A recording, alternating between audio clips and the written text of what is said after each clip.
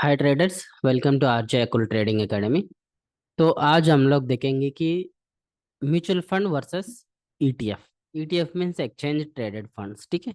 ये दोनों में से कौन सा वाला अच्छा है, एज ए एसआईपी मोड और लमसम में, ठीक है। दोनों हम लोग चेक करेंगे अभी, ठीक है। तो मैं पर्सनली जो इन्वेस्टमेंट करता हूँ, ये निफ्टी 20 हो गया। लाइक निफ्टी 20 का मैं मतलब आईसीआईसी निफ्टी में इन्वेस्टमेंट करता हूँ मैं। नहीं तो निफ्टी 20 में भी इन्वेस्टमेंट कर सकते हैं, ठीक है। ये आईसीआईसीआई का निफ्टी है। जो निफ्टी 50 का परफॉर्मेंस का डिपेंडेंट में ये ईटीएफ है, ठीक है। इसकी परफॉर्मेंस चेक करें तो फंडामेंटल सी इनका एएमसी वैल्यू जो है 6,700 करोड़, ठीक है। ये 1 ईयर रिटर्न जो है 7.79%। तो इनका कंप्लीटली डिटेल्स देखेगा तो ये तकरीबन 1 ईयर में 7% रिटर्न है। 5 ईयर्स में ऑलमोस्ट 93% रिटर्न दे चुका है, ठीक है। तो लाइक ये भी बहुत अच्छा एडवांटेज है। इसमें भी एसआईपी मोड में भी कर सकते हैं हम लोग डायरेक्टली, ठीक है। तो अगर 5 ईयर्स में ऑलमोस्ट डबल हो चुका है, 100% रिटर्न मिला हुआ है इसमें, ठीक है। तो ये कम्प्लीटली लार्ज कैप का है। जो निफ्टी 50 में जो स्टॉक्स है, इनको ओवरऑल परफॉर्मेंस का बेस से ये ईटीएफ चलता है, एक्सचेंज ट्रेडेड फंड ट्रेल चलता है, ठीक है। ये हाई लिक्विडिटी भी है इसमें कोई दिक्कत वाली बात नहीं है, ठीक है। और दूसरा है आईसीआईसीआई क्लिक, ठीक है। ये ये जो है, ये भी मैं पर्सनल इन्वेस्टमेंट करता हूँ इसमें। इसका जो एएनसी वैल्यू है 2,805 करोड़ है, ठीक है। इसमें क्या बेनिफिट है कि ये लाइक फिक्स्ड डिपॉजिट का तरह हम लोग को इन्वेस्टमेंट आते हैं, लाइक रिटर्न आएगा, फिक्स्ड डिपॉजिट का तरह रिटर्न आएगा इसमें, ठीक है। तो इसमें रिटर्न जो है 0% ही दिखा रहा है, लेकिन इसमें हम लोग को कि ओवरऑल 7%, 6.5 ऐसा मिलता है। क्योंकि इनका अगर वैल्यू ऑब्जर्व करेगा तो, ठीक है, इनका जो वैल्यू है, जो प्राइस है, ये 100 रुपीज ही रहेगा। तो सॉरी 1,000 ही रहेगा, मतलब 1,000 फिक्स्ड है। इसमें कम रहेगा ना ज्यादा रहेगा, ऐसे ही रहेगा इसमें। लेकिन हम लोग ईयरली बेसिस में हम लोग को कुछ बेनिफिट मिलेगा इधर से, ठीक है। तो ये लिक्विड भी से, ये भी लाइक फिक्स्ड डिपॉजिट का तरह ही हम लोग को चलता है। तो इसमें क्या कि ये एएमसी वैल्यू है 9,000 करोड़ है, ठीक है। ये इसका जो प्रॉफिट जो है वीकली बेसिस में हम लोग को डिविडेंड की तरह मतलब क्वांटिटी ऐड होते रहेगा हम लोग को। वीकली बेसिस में क्वांटिटी ऐड होते रहता है, ठीक है। सो अगर गोल्ड में जाना चाहे तो एचडीएफसी गोल्ड, आईसीआईसी गोल्ड, ये भी अच्छा है अगर गोल्ड में इन्वेस्टमेंट करना है तो। तो इधर ओवरऑल 1 ईयर में देखेगा तो 20% रिटर्न दिखा रहा है। इनका एएमसी वैल्यू जो है 3,700 करोड़ अप्रोक्सीमेटली। सो डिटेल इन्फॉर्मेशन जब में जाएगा तो हम लोग, तो 5 ईयर्स में ऑलमोस्ट 83% रिटर्न दे चुका है ये वाला, ठीक है। इसमें हाई लिक्विडिटी भी है, कोई हेडेक नहीं है बाइंग सेलिंग का, ठीक है। तो आईसीआईसी गोल्ड इसका भी चेक करेंगे। ये ऑलमोस्ट 4,000 करोड़ का वैल्यू है। तो ये भी 20% दे चुका है ऑलरेडी। तो 5 ईयर्स में ये भी 84% है, ठीक है। तो ये भी अच्छा है। और बैंक भी से जो बैंक निफ्टी का जो जितना स्टॉक्स है, 12 स्टॉक्स, तो इनका ये, हाँ, इनका ये बैंक 20, इनका पूरा 12 स्टॉक्स का मिलके ये बैंक 20 का ईटीएफ चलता है, ठीक है। अगर ये 1 ईयर में 6% रिटर्न दे रहा है, टोटल वैल्यू जो है 5,808 करोड़ है। तो डिटेल इन्फॉर्मेशन में जाएगा तो 5 ईयर्स में ऑलमोस्ट 68% रिटर्न दे चुका है ये वाला, ठीक है। तो नेक्स्ट देखेंगे। नेक्स्ट सिल्वर, सिल्वर में जो भी इन्वेस्टमेंट करना चाहिए ये भी अच्छा है। निप्पॉन इंडिया सिल्वर ईटीएफ का ये 1 ईयर में 22% रिटर्न दे चुका है। वैल्यू जो है 1,000 करोड़ है। सो 5 ईयर्स में चेक करेगा तो 5 ईयर्स में 13% रिटर्न दे चुका है।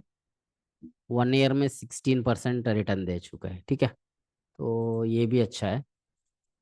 तो आईटी, पूरा आईटी स्टॉक जो है उनका ईटीएफ है ये वाला आईटी ईटीएफ। तो इनका चेक करेगा तो हम लोग 1 ईयर में 8.7% है, ओवरऑल 1800 का वैल्यू है। तो डिटेल इन्फॉर्मेशन में जाएगा तो 5 ईयर्स में 122% रिटर्न दे चुका है। 1 ईयर में 9% है, मतलब एन एवरेज हम लोग 15% ले सकते हैं। मतलब नॉर्मली जो इंडेक्स का जो परसेंटेज चलता है तो उसके हिसाब से भी 15% से भी कम नहीं रहेगा कभी भी। ठीक है, फार्मा फार्मा कंपनीज का भी से ETF है, ये भी तकरीबन 500 करोड़ का है। ये 1 ईयर में 10% दे चुका है। तो डिटेल इन्फॉर्मेशन में जाएगा तो 5 मिनट्स 5 ईयर्स में 4% रिटर्न दे चुका है सिर्फ। 1 ईयर में 12% है। ठीक है, तो एन एवरेज पूरा मतलब पूरा करेगा तो हम लोग एन एवरेज में रिटर्न आएगा। ये निप्पॉन इंडिया का ETF है। तो एक कंज्यूमर गुड्स का है। तो 1 ईयर में 7% रिटर्न दे चुका है। तो 5 ईयर्स में 86% रिटर्न दे चुका है इसका। ठीक है, ये भी अच्छा है। तो नेक्स्ट आ जाता है मिड कैप 150 स्टॉक का 20। ठीक है, ये 1 ईयर में 24% है, इनका वैल्यू जो है 1000 करोड़ है। डिटेल इंफॉर्मेशन 5 ईयर्स में इनका 152% रिटर्न दे चुका है। ठीक है, तो नेक्स्ट आता है कि निफ्टी 100 स्टॉक का 20। निफ्टी 100 स्टॉक का ETF है ये वाला। तो ये 1 ईयर में 5.8% रिटर्न दे चुका है, वैल्यू जो है 1191 करोड़ है। अगर 5 ईयर्स में हम लोग चेक करेगा तो 81% रिटर्न दे चुका है। तो ये भी अच्छा है। तो मैंने ओवरऑल फिल्टर करके रखा हुआ है। ये निफ्टी 20 है, और ये वॉरेन बिवरेजेस जो है ये मेरा बहुत फेवरेट स्टॉक है। मैं ये 5 ईयर्स के लिए होल्ड कर रहा हूँ इनमें। इसमें क्या है कि हम लोग वीकली 1 स्टॉक को मैं परचेस करता हूँ, नहीं तो वीकली 5 और 6 स्टॉक्स को भी परचेस करता हूँ मैं। ठीक है, इनकी फंडामेंटल एनालिसिस देखेगा तो ये 1 ईयर में 60% रिटर्न दे चुका है। ठीक है, 1 ईयर में 60% रिटर्न है। डिटेल्स में जाएगा तो 5 ईयर्स में ऑलमोस्ट 736% रिटर्न दे चुका है ये वरुण बेवरेजेस। ठीक है, ये लॉन्ग टर्म के लिए बहुत अच्छा स्टॉक है। ये हर ईयर में स्प्लिट हो रहा है, एवरी ईयर स्प्लिट हो रहा है ये स्टॉक। ठीक है, लास्ट 3 ईयर से स्प्लिट हो रहा है। तो मतलब एवरी ईयर डबल हो रहा है इनका स्टॉक प्राइस। ठीक है, ये बहुत अच्छा है ये। ठीक है, ये पूरा निफ्टी ये पूरा ETF है, एक्सचेंज ट्रेडेड फंड है। ठीक है, चाहे तो भी आप लोग स्क्रीनशॉट लेके आप लोग कर सकते हैं इसमें मंथली बेसिस में। मैं क्या करता हूँ कि जब निफ्टी 1% गिरता है, ठीक है, जब निफ्टी 51% गिरेगा तो उसी टाइम मैं निफ्टी को 10 क्वांटिटी ऐड करता हूँ। ये प्रोसीजर मैं फॉलो करता हूँ। तो अभी म्यूचुअल फंड में आ जाता है। तो म्यूचुअल फंड, ये सारा म्यूचुअल फंड्स में मैं इन्वेस्टमेंट कर रहा हूँ वीकली बेसिस में। तो इनका पूरा वीडियो ऑलरेडी मैंने बना चुका है, मैं पिन कमेंट में दे देता हूँ आपको। ठीक है, तो दोनों में चेक करिए। तो ETF अच्छा है कि म्यूचुअल फंड अच्छा है। तो ETF में एक ऑब्जर्व करेगा तो इसमें बेनिफिट क्या है बोले तो इसमें एग्जांपल के लिए एक दिखाता हूँ मैं। इसमें भी एक्सपेंस रेशियो जो है 0.5 ही है। ठीक है, उन पे म्यूचुअल फंड में भी इतना ही है, मतलब 0.16 लाइक 6-7-1% भी है जो एक्सपेंस रेशियो है। ठीक है, तो इसमें मतलब ज़्यादा प्रॉफिट होने का चांसेस ज़्यादा है, क्योंकि डायरेक्ट इन्वेस्टमेंट है ये। अगर म्यूचुअल फंड में इन्वेस्टमेंट करेगा तो वो मतलब स्प्लिटेड हो जाता है, जो इन्वेस्टमेंट अमाउंट है splitted to multiple categories, like government bonds हो गया, RBI का बॉन्ड्स हो गया, तो स्टॉक्स हो गया, डिफरेंट डिफरेंट सेक्टर्स में इन्वेस्टमेंट करते हैं। तो ओवरऑल परसेंटेज के हिसाब से वो भी अच्छा है। लेकिन SIP मोड में ना, लमसम मोड को भी जो भी है, मतलब एटलीस्ट 5 ईयर्स के लिए करेगा तो बहुत अच्छा है। ठीक है, ETF भी अच्छा है, म्यूचुअल फंड्स भी अच्छा है, मतलब दोनों बैलेंस करके ऐड करते रहेगा तो बहुत अच्छा है। मतलब 5 ईयर्स के बाद हम लोग को ऑलमोस्ट कैपिटल तो डबल होएगा 100%।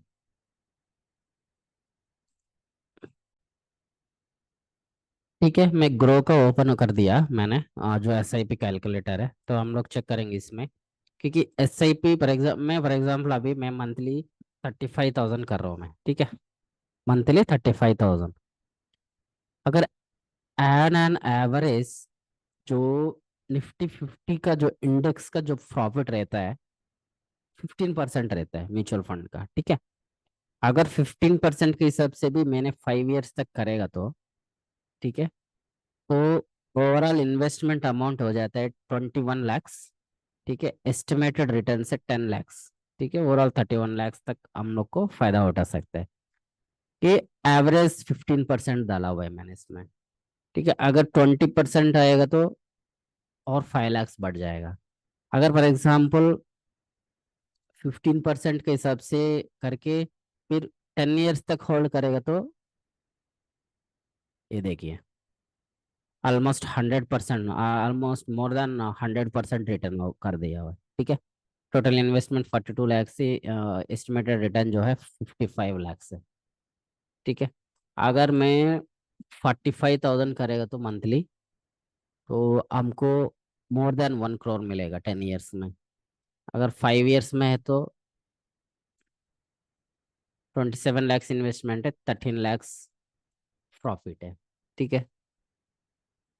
ये फायदा है, मतलब SIP मोड में अगर हम अपना पास लमसम है, फॉर एग्जाम्पल 10 lakhs इन्वेस्टमेंट करेगा तो 15% के हिसाब से अगर 5 ईयर्स रखे तो भी इसमें डबल हो जाता है, ठीक है।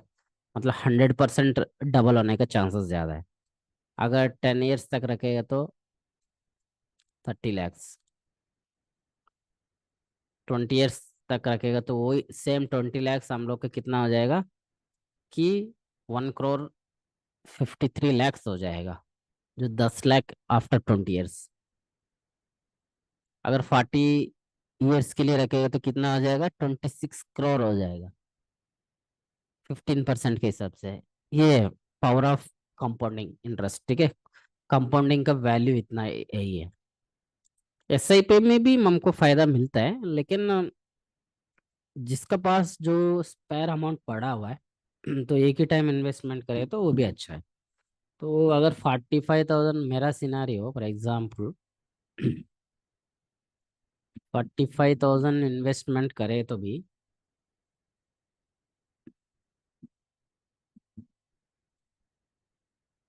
ठीक है, 45,000 इन्वेस्टमेंट करेगा तो भी, सो एक कितना हो गया 40 ईयर्स के लिए, 2 crore 16 lakhs इन्वेस्टमेंट किया। ये कितना हो गया 13 crore 91 lakhs।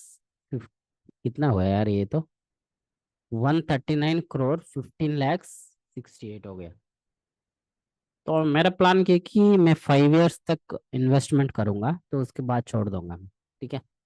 वो अमाउंट ऐसी छोड़ दूंगा, जो प्रॉफिट का अमाउंट है हम निकल देंगे, जो रिमेनिंग अमाउंट ऐसे ही छोड़ देंगे हम, देखते हैं कितना होता है, ठीक है। ये प्लान है, तो आप लोग भी चेक कर सकते हैं कौन सा अच्छा है, मतलब ठीक है। चेक करिए, वॉच करिए कौन सा अच्छा है, ETF अच्छा है क्या म्यूचुअल फंड अच्छा है।